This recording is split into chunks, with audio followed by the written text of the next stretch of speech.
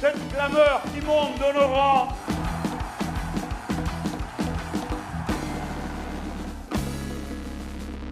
Je suis donc le candidat avec une suppléante. C'est toute la question aussi qui va devoir être ouverte ce soir, puisque la suppléante est normalement Raquel Garrido. Je viens d'avoir Raquel Garrido à 13 h cet après-midi et j'ai une mauvaise nouvelle à vous annoncer. Raquel Garrido ne pourra pas être suppléante sur cette circonscription pour des raisons qui sont d'ordre politique et médiatique. Comme vous le savez, il y a donc une campagne des législatives qui démarre, puisqu'on est réunis pour ça. Et donc les règles du CSA sont très strictes sur la question de la stricte égalité des temps de parole. Et il considère qu'une suppléante dans une circonscription déclenche le chronomètre pour les temps de parole de la circonscription. Donc toute la difficulté, elle est d'ordre national. On n'a pas non plus une foule de porte-parole nationaux, donc on peut en citer. Il y a Martine Billard, Jean-Luc Mélenchon, Alexis Corbière, Raquel Garrido, il y en a plein, Éric Coquerel, Charlotte Girard, il y en a plein, mais la plupart sont candidats titulaires.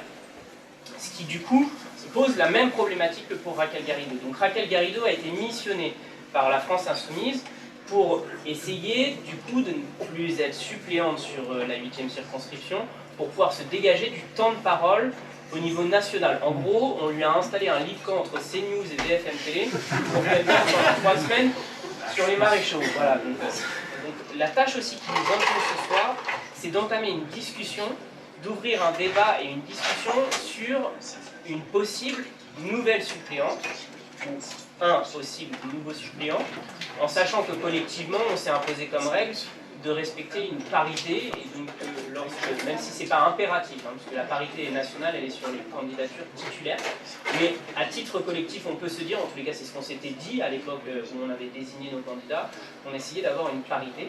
Donc il faut ouvrir un débat sur cette question de la suppléance, en ayant en réflexion, puisqu'on est un mouvement totalement horizontal, en ayant en réflexion que l'inscription officielle en préfecture a lieu à partir de lundi 15 jusqu'au vendredi 19, c'est-à-dire c'est la semaine prochaine. Autant vous dire que c'est pas aujourd'hui, mais ce serait bien que ce soit aujourd'hui, qu'on acte un ou une nouvelle suppléante. Donc on va ouvrir la discussion.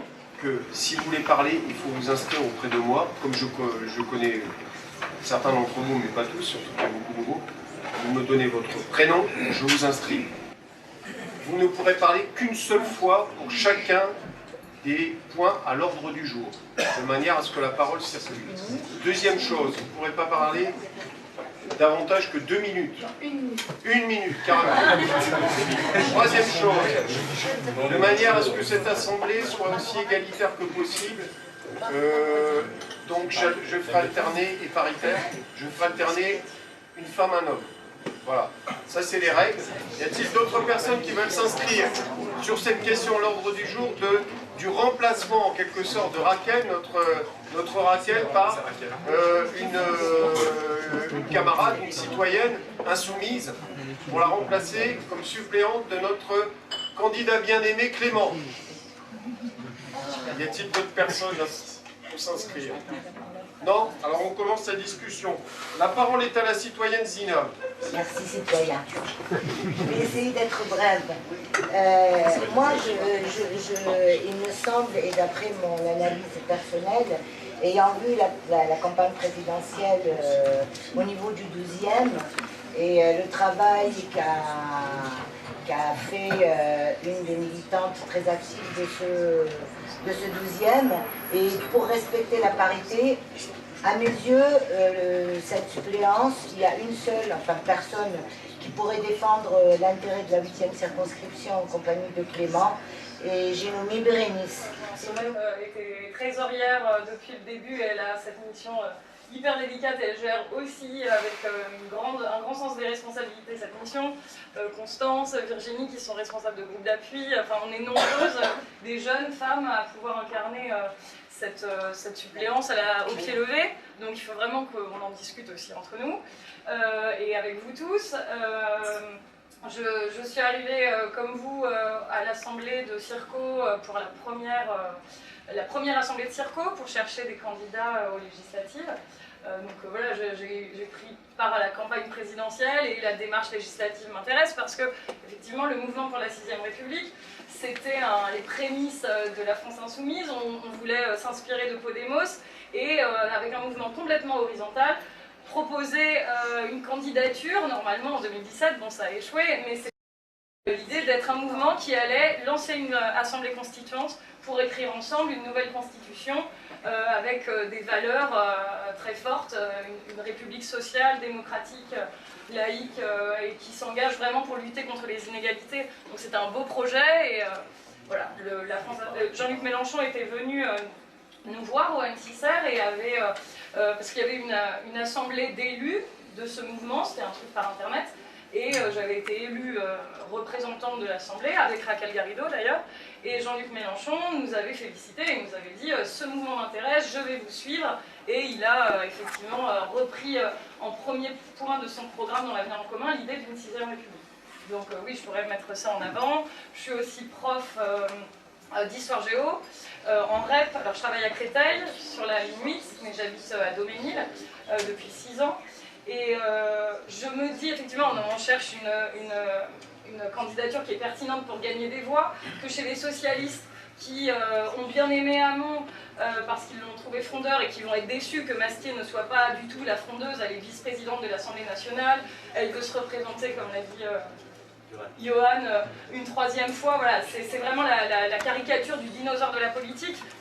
Mais cet électorat voilà, est sensible à l'éducation, à l'enseignement, à l'engagement des politiciens sur le terrain, des politiques sur le terrain, donc je me dis que ça peut leur plaire et que du coup c'est un binôme. Clément travaille dans le privé, moi du coup c'est le public, fonctionnaire, ça peut être complémentaire sur plusieurs points. Ce serait un binôme jeune, mais c'est aussi ce qu'on veut mettre en avant, le renouvellement des élus.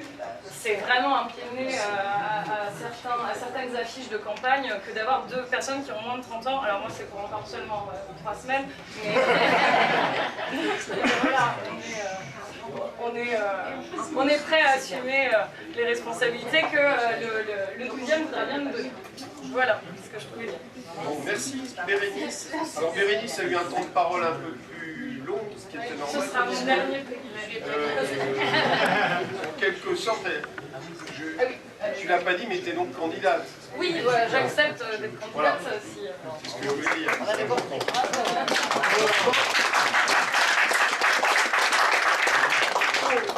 Je pense qu'il faut qu'on se décide très rapidement. Ce soir. D'abord, il y a 2 étapes. C'est d'abord se dire est-ce qu'on est d'accord pour un vote à main levée et que là on se prononce, qu'éventuellement il y ait d'autres propositions et d'autres personnes en dehors de Bérénice qui puissent faire acte de candidature. C'est le moment, c'est maintenant, et qu'à partir de là on décide. Moi je pense qu'il faut être pragmatique et il faut avancer assez rapidement. Je crois qu'il faut qu'on aille vite dans la campagne, il faut qu'on présente vite un binôme et qu'on soit efficace et qu'on passe cette étape de désignation de la suppléante. Et voilà, quoi. Donc surtout n'hésitez pas, il n'y a pas de problème, je trouve qu'on est très libre dans nos propos. Bérénice elle s'est exprimée, si d'autres personnes veulent s'exprimer, elles le feront. Et voilà, et c'est tout en parfaite bienveillance qu'on pourra écouter les uns les autres et qu'on pourra après trancher sans que rien après ne nous empêche. En gros, ma synthèse c'est la suivante, c'est en gros, nous sommes, sachant qu'il y a la réunion samedi de tous les candidats et suppléants théoriquement et suppléantes de la France Insoumise samedi. Oui. On est bien d'accord. Oui. Et que nous sommes mercredi. Oui. Donc je pense que, honnêtement, la sagesse, ce serait de désigner la suppléante ce soir. Bah oui. On est d'accord? Non, mais tout le monde est d'accord. Non, mais je suis pas sûr que tout le monde soit d'accord. Est-ce qu'il y a d'autres candidats? Alors, est-ce que vous êtes d'accord sur cette proposition? Qui est d'accord? De dire, nous désignons ce soir la suppléante. L'Assemblée a décidé que la suppléante sera désignée ce soir. Premier point. Deuxième point, il faut maintenant que les candidates se déclarent. Elles se déclarent et elles se présentent. Donc là, une candidate. Des candidates. Oui, oui, vas-y. Je vais dire pourquoi je ne me déclare pas, parce que j'ai 30 ans de plus que Clément. J'étais prof dans le même lycée que lui et je faisais du théâtre. Je crois que c'est trop marqué.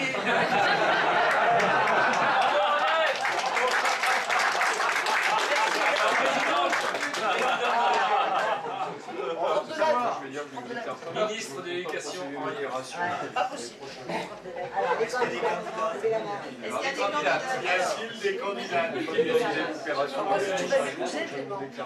D'autres candidats? D'autres non. Pas d'autres candidats. Donc maintenant, Bérénice est notre candidate. Est-ce qu'il y a des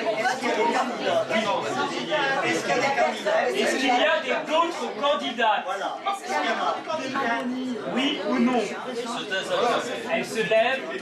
Non? Très bien, eh bien à l'unanimité, Bérénice sera ma suppléante pour les élections législatives.